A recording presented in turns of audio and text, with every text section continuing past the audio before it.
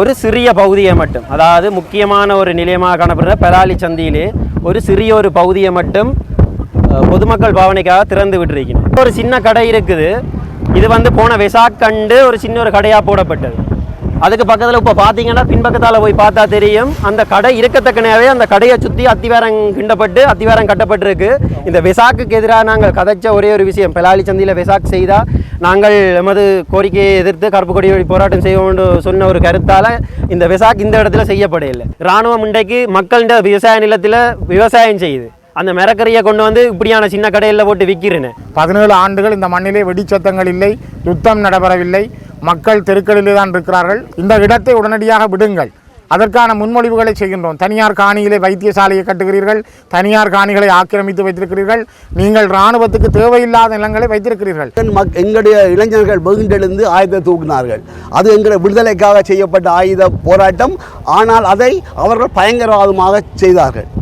ஆனால் அதற்கு பிறகு வந்த அரசாங்கங்கள் தொடர்ந்து எங்களுடைய நிலத்தை ஆக்கிரமிப்பட்டு 90ஆம் ஆண்டு எங்களுக்கு இந்த இடத்திலிருந்து எங்களை விரட்டி அடித்தார்கள். முழுமையாக விடுவிக்குமாறு அரசு அதிபர்கள் கேட்டபோது விமான நிலைய விஸ்தரிப்பென கூறி அண்மையில் வந்திருந்த பிரதி பாதுகாப்பு அமைச்சர் கூறி அதை மறுத்திருந்தார். உண்மையில் அவ்வாறான இடம்பெயர் தேவையில்லை. விமான நிலையத்தின் விஸ்தரிப்புக்கு அவ்வாறான இடம் பலாலி வீதியின் கிழக்கு பகுதியே தேவையில்லை. சும்மா சாட்டுப்போக்காக ஆளுநர் அலுவலகத்தில் இவ்வாறான மீட்டிங் கூட்டங்களை நடத்திவிட்டு விரைவிலே பெருமளவு காணிகள் விடுவதாக எங்களுடைய மீன்பிடி அமைச்சர் கூறியிருந்தார். ஆனால் அங்கே எந்த விதமான சமீட்சைகளும் இல்லை. இந்த இராணுவத்தினுடைய காணிகளை எடுப்பதற்கான ஒரு நடவடிக்கையாகவே அது இருந்தது.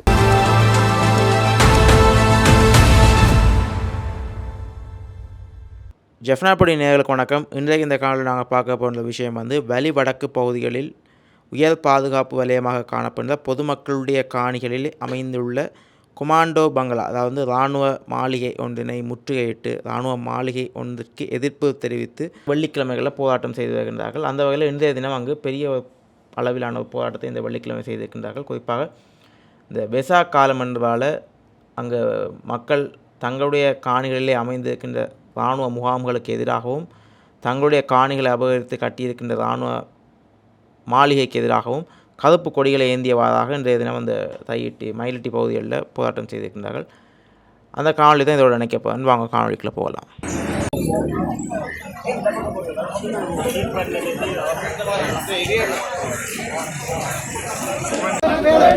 இராணுவமே வெளியேறு, இராணுவமே வெளியேறு, இராணுவமே வெளியேறு, இராணுவமே வெளியேறு, இராணுவமே வெளியேறு, இராணுவமே வெளியேறு, இராணுவமே வெளியேறு, இராணுவமே வெளியேறு.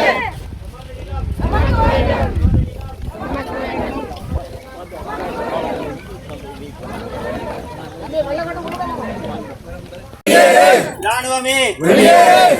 எமது நிலம் எமது நிலம் எமது நிலம் எமது நிலம் எமது நிலம்.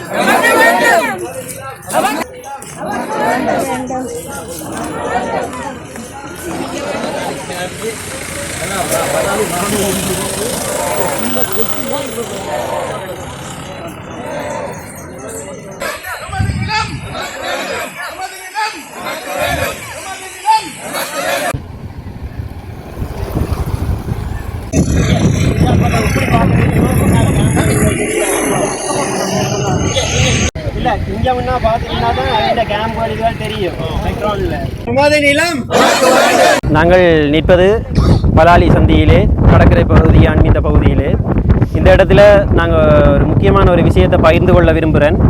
இராணுவ உயர் பாதுகாப்பு வலயம் 2198 ஏக்கரை இன்னும் கைவசத்தில் வச்சிருக்கின்ற பொழுது ஒரு சிறிய பகுதியை மட்டும், அதாவது முக்கியமான ஒரு நிலையமாக காணப்படுற பலாலி சந்தியிலே ஒரு சிறிய ஒரு பகுதியை மட்டும் பொதுமக்கள் பாவனைக்காக திறந்து விட்டுருக்கணும். இராணுவம் எல்லாரும் நினைப்பின சனம் அதில் சந்தோஷமாக இருக்கணும், பொழுதுபோக்கணும் என்று சொல்லி. ஆனால் எங்களோட மனநிலையில் இவைகள் செய்கிற ஒரே ஒரு விஷயம் யாரும் அதை உணர்ந்து கொள்றே இல்லை. இன்றைக்கு ஒரு சிறிய ஒரு ரொட்டி கடையை இதில் திறந்திருக்கணும், பக்கத்தில் பொது இடத்துக்கு திறந்து விட்டுருக்கணும்.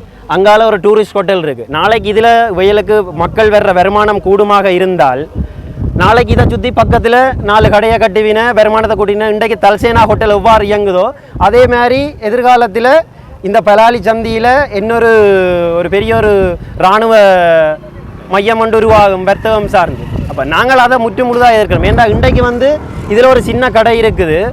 இது போன வெசாக் கண்டு ஒரு சின்ன ஒரு கடையாக போடப்பட்டது.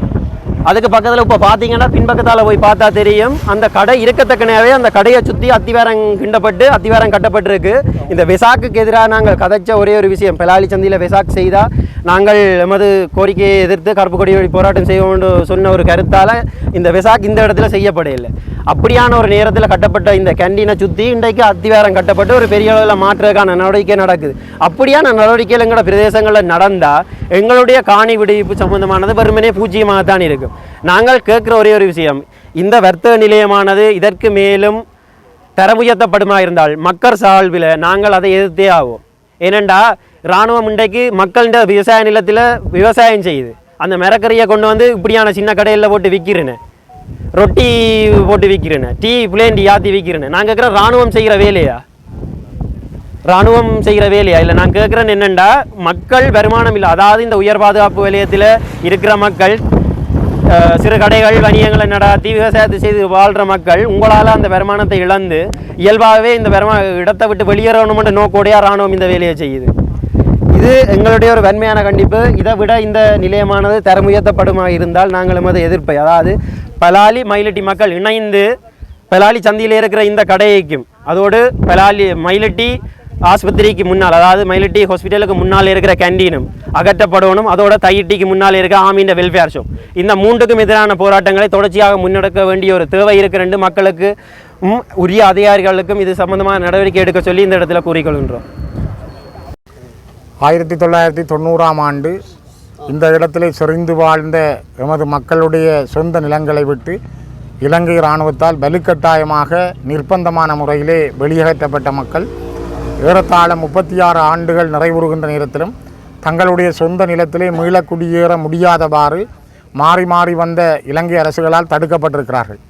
யுத்தம் முடிந்து ஏறத்தாழ 17 ஆண்டுகள் முடிவிட்டிருந்தாலும் இந்த வலிகாமம் வடக்கு, யாழ்ப்பாணத்தினுடைய வலிகாமம் வடக்கு பகுதியில் இருக்கின்ற கிட்டத்தட்ட 2400 ஏக்கர் வரையான காணி பகுதிகள் இன்னும் அந்த சொந்த மக்களிடம் கையளிக்கப்படவில்லை.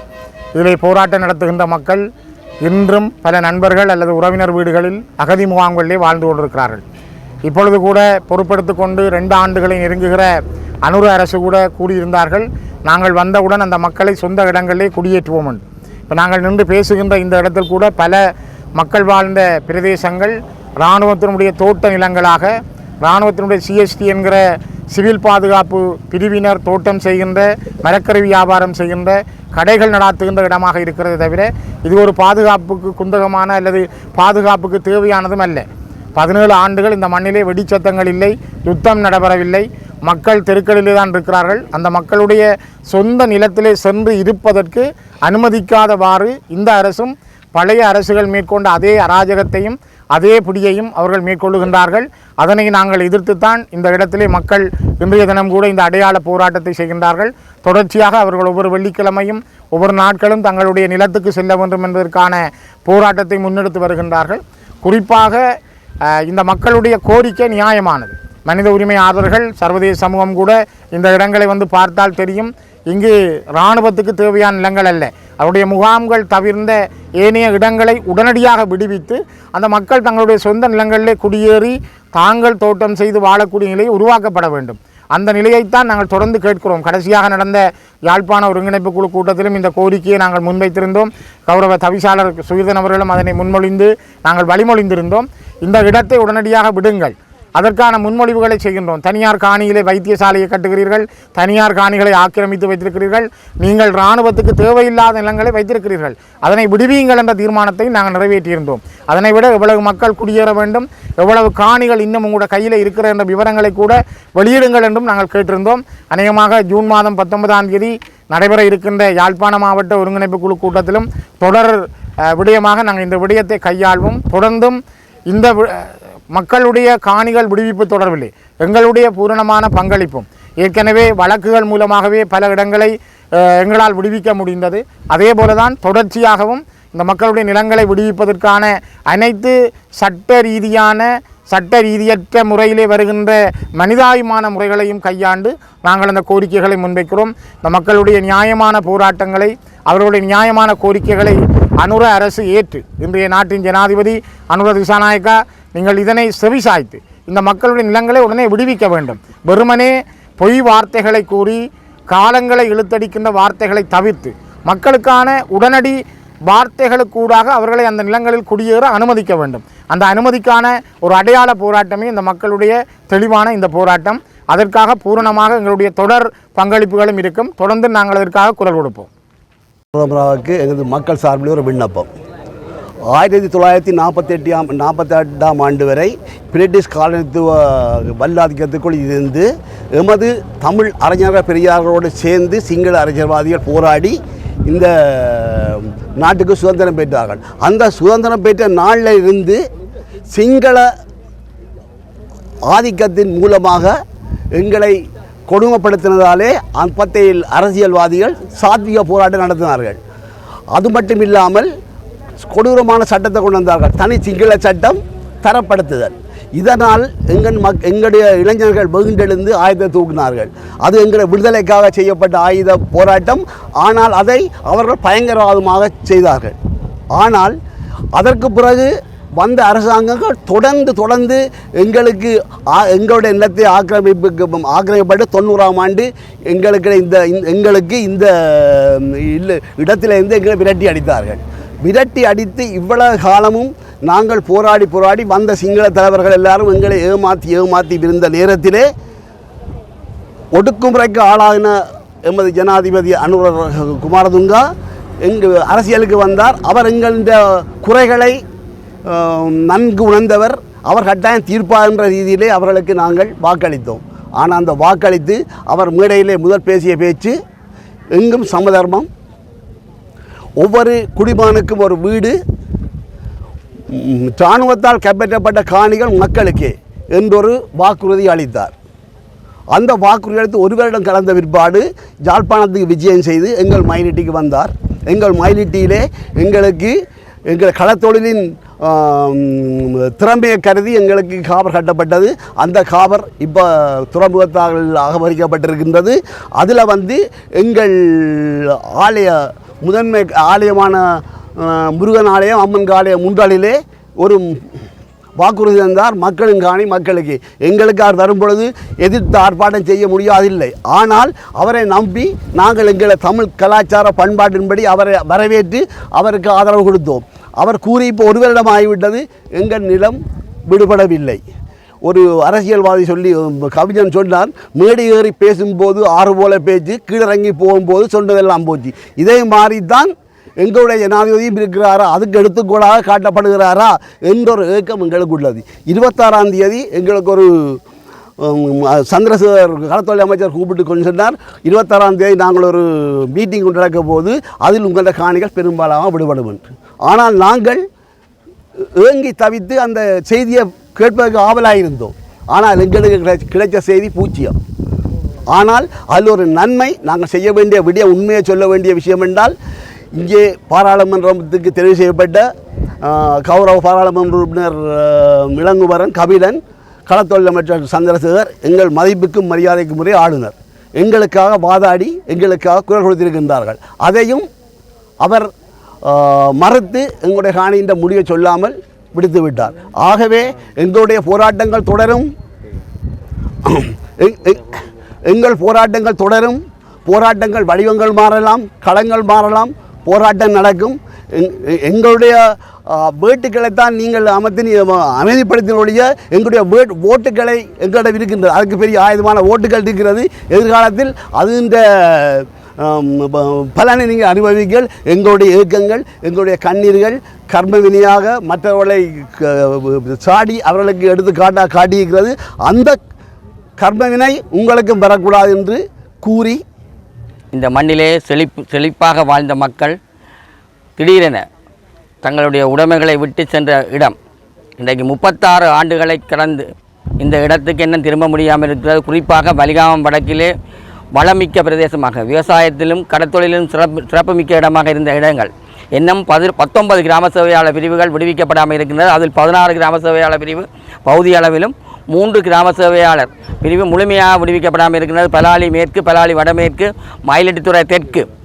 இந்த மயிலட்டி மக்கள் மயிலட்டி வடக்கு, மயிலட்டித்துறை தெற்கு, மயிலட்டித்துறை வடக்கு போன்ற 3 கிராம சேவையாளர் பிரிவுகளை சேர்ந்த மயிலட்டி மக்கள் இந்த நாட்டினுடைய மொத்த தேசிய உற்பத்தியில் 1/3 பங்கான மீன் உற்பத்தியை செய்த மக்கள் இன்றும் 36 ஆண்டுகள் இடம்பெயர்ந்த நிலைமையில் தங்களுடைய சொந்த மண்ணுக்கு திரும்ப முடியாமல் இடம்பெயர்ந்த நிலைமையிலும் தங்கள் நண்பர்கள் அயல் வீடுகளில் வாழ்ந்து வருகின்றார்கள். அவள் தங்களுடைய வாழ்வாதாரத்தை இழந்து சொல்லலா துன்பங்களை அனுபவித்த நேரத்தில் மாறி மாறி வந்த அரசுகள் தங்களுடைய நிலங்கள், இந்த மக்களுடைய நிலங்களை விடுவிப்பதாக தங்களுடைய ஆட்சிகளை பொறுப்பெடுத்து கொண்டாலும், குறிப்பாக தற்போதைய அரசு மக்களுடைய காணி மக்களுக்கு வழங்கப்படும் என கூறப்பட்டாலும் கடந்த 2 ஆண்டுகளாக அவர்கள் ஆட்சிக்கு வந்தும் பலாலி வீதியை தவிர வேறு எந்த நிலங்களும் விடுவிக்கப்படவில்லை. குறிப்பாக பலாலி வீதியினுடைய கிழக்கு பகுதியை முழுமையாக விடுவிக்குமாறு அரசு அதிபர்கள் கேட்டபோது விமான நிலைய விஸ்தரிப்பென கூறி அண்மையில் வந்திருந்த பிரதி பாதுகாப்பு அமைச்சர் கூறி அதை மறுத்திருந்தார். உண்மையில் அவ்வாறான இடம் தேவையில்லை.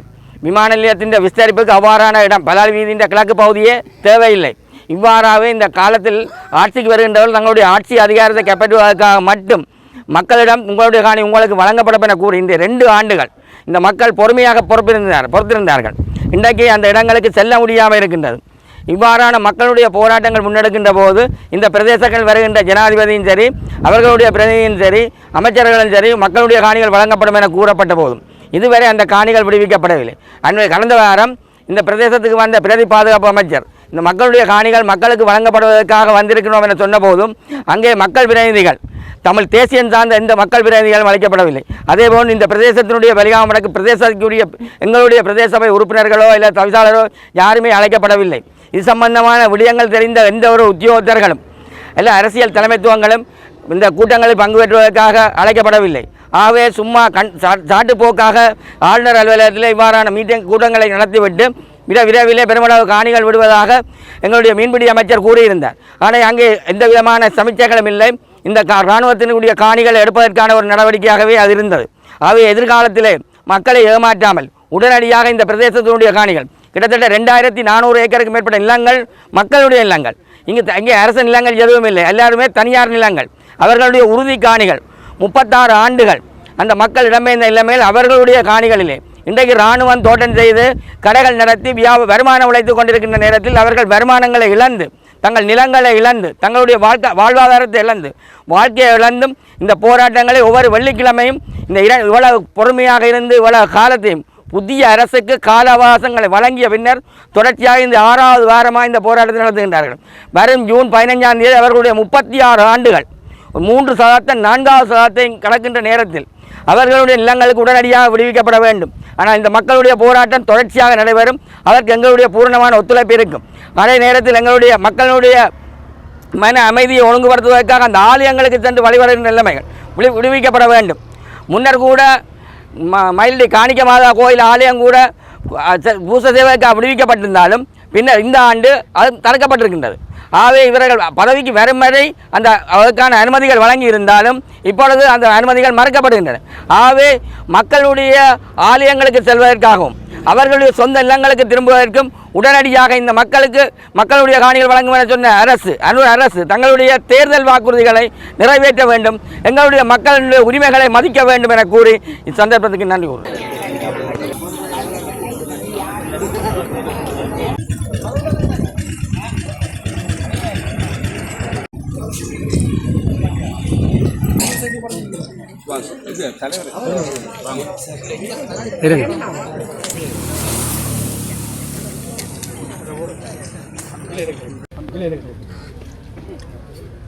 ஐயா